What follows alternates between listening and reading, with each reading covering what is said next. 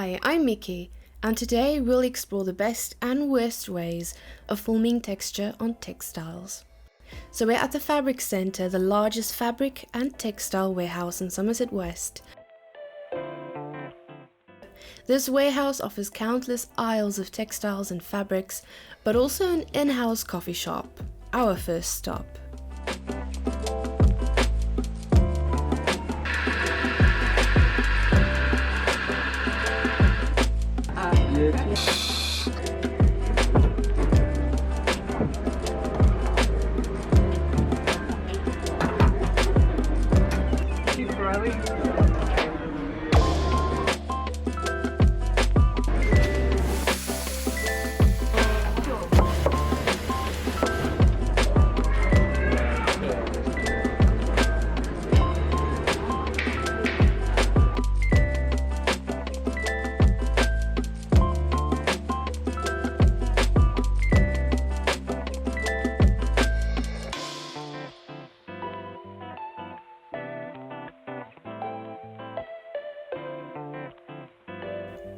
Afterward, we set up our gear and began to film. Since there were so many fabrics, we narrowed it down to two similar fabrics, both lace fabrics, used for wedding dresses. The first fabric was mesh lace with glass gemstones.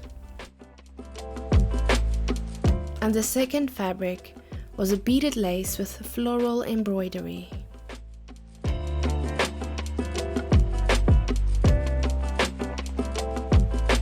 In order to conduct our experiment in a controlled environment, we will be shooting under the same conditions using the Godox SL60W with a Godox CS65D lantern softbox. We first started with using hard light. It was very bright as the base material of the lace fabric is a white, but the shadows in the glass and beads were stark and intense against the otherwise white background, while any highlights caught in them were completely overexposed. When using hard light, your photo or video might become too bright and thus be overexposed. This means there will be quality loss in your highlights.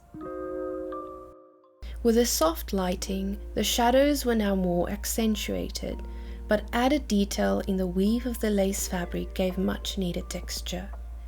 Highlights were now more muted, though the occasional overexposed facets in the glass gems or the sequins in the floral lace did occur. By using soft light, the image might become too dark, becoming underexposed. With the backlight, the silhouettes of each design takes precedence. The minute details and patterns now the main focus of each textile. Some of the backlight bleeds through the lace fabrics and wraps lightly around edges of stones, beads and embroidery. And with backlighting, quite a lot of things can go wrong very quickly. And so concludes our small experiment, the results being kind of controversial. Different textiles will require different lighting, and there are no hard rules except to treat each texture carefully and to observe the effects that light and shadow play with it.